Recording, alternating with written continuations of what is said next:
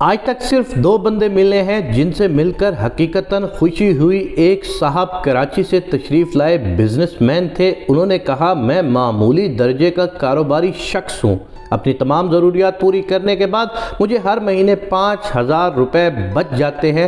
آپ کی نظر میں کوئی ضرورت مند ہو تو مہربانی فرما کر مجھے اس کا ایڈریس دے دیں، میں چپ چاپ اس کی خدمت کرتا رہوں گا۔ مجھے اس کی بات سن کر خوشی ہوئی۔ مجھے کیوں خوشی ہوئی اس کی وجہ میں آگے چل کر آپ کو بتاؤں گا۔ دوسرے صاحب لاہور کے ایک کلرک تھے، کسی نے ان کے بارے میں بتایا وہ دفتر سے واپسی کے بعد کاغذ چننے والے بچوں کو جمع کرتے ہیں، انہیں الف بے پے تے اور 1 2 3 سکھاتے ہیں۔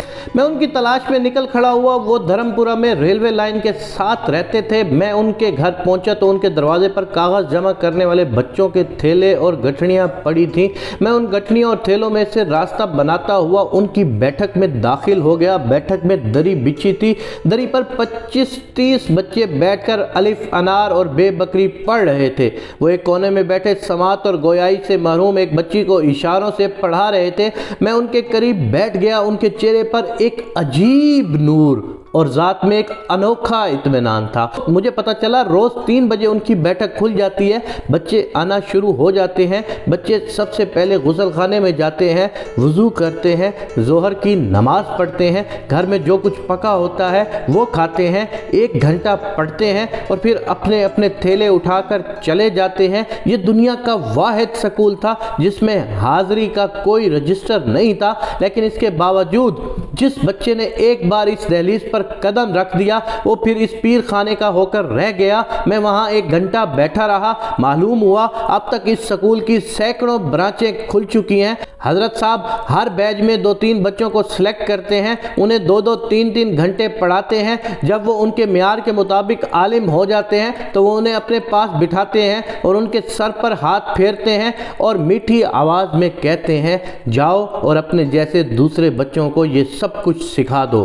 وہ بچے اٹھتے ہیں اور کسی گندے نالے، کسی جوڑ کے کنارے، پرانے کاغذوں کے کسی گودام کے باہر یا بدبودار آبادی کے قریب کسی ٹنڈ منڈ درخت کے نیچے اس اسکول کی برانچ کھول لیتے ہیں۔ یہ دنیا کا واحد ادارہ ہے جس میں پورے اسکول کے لیے 1 کتاب کافی سمجھی جاتی ہے۔ یہ بچے کانے چھیڑی کے کسی ٹکڑے یا درخت کی شاخ کو قلم بنا لیتے ہیں اور زمین کو سلیٹ بنا لیتے ہیں اور پھر یہی سلیٹ اور قلم انہیں روشنی کی نہ ختم ہونے والی وادی میں لے جاتی ہے۔ مجھے معلوم ہوا وہ کسی سے 1 پیسہ عطیہ قبول نہیں کرتے، اپنی معمولی سی آمدنی سے بچوں کو کھانا کھلاتے ہیں، انہیں چائے بنا کر پلاتے ہیں۔ میں نے ان کا ہاتھ چوما اور باہر آ گیا۔ مجھے ان سے مل کر بے انتہا خوشی ہوئی۔ مجھے کیوں خوشی ہوئی میں اب آپ کو اس کی اصل وجہ بتانا چاہتا ہوں۔ جب بھی ٹیلی فون کی گھنٹی بجتی ہے میں جو بھی خط کھولتا ہوں، جو بھی ای میل پڑھتا ہوں، اس میں یا تو امداد کی درخواست ہوتی ہے یا کسی NGO کا تعارف یا پھر کالم لکھنے کا ملفوف مطالبہ۔ کوئی کہتا ہے میں 50 لاکھ روپے کا مقروض ہوں، مجھے کسی سے 25-30 لاکھ روپے لے دیں۔ کوئی کہتا ہے میں ملک سے باہر تعلیم حاصل کرنا چاہتا ہوں، میرے لیے 6 لاکھ روپے کا بندوبست کر دیں۔ کوئی کہتا ہے میری آمدنی کم اور بچے زیادہ ہیں، مجھے امریکہ کا ویزا لگوا دیں۔ کوئی کہتا ہے فلاں بڑا شخص ہے، آپ کا واقف ہے یا آپ نے بیرون ملک آباد فلاں شخص کے بارے میں کالم لکھا تھا، آپ اس سے مجھے کچھ قرض حسنہ لے دیں یا پھر مجھے باہر سیٹ کرا دیں۔ کوئی کہتا ہے ہم فلاں ہسپتال بنانا چاہتے ہیں، فلاں تعلیمی ادارہ قائم کیا ہے، آپ کالم میں اس کی تعریف کر دیں، ہمیں قربانی کی کھالیں مل جائیں گی، اہل خیر ہماری امداد فرما دیں گے اور یوں ہمارا ادارہ پھل پھول جائے گا وغیرہ وغیرہ۔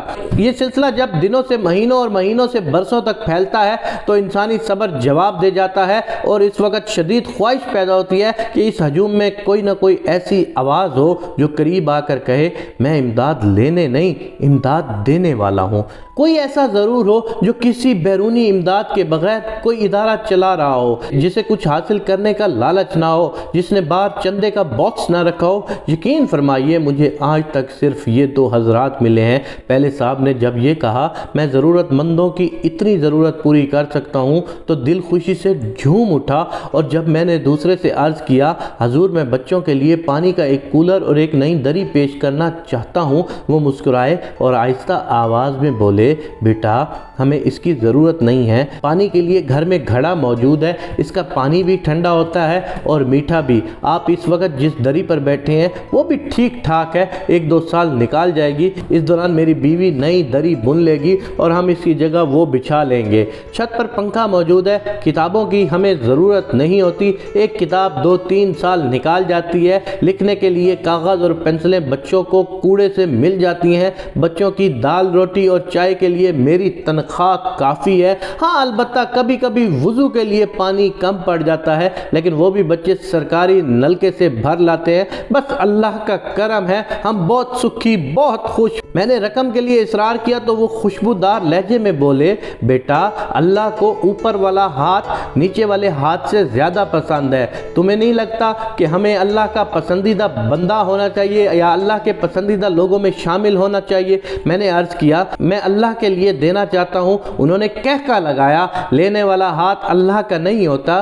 یہ کہہ کر انہوں نے ہاتھ آگے بڑھایا، یہ ہاتھ جس دن پھیل گیا یہ اللہ کا ہاتھ نہیں رہے گا۔ میری آنکھوں میں آنسو آ گئے، میں نے اینک اتاری، بڑی احتیاط سے وہ آنسو اپنے رومال میں سنبھال لیے۔ وہ شخص بھکاریوں کے اس ملک میں میری زندگی کا پہلا عظیم شخص تھا۔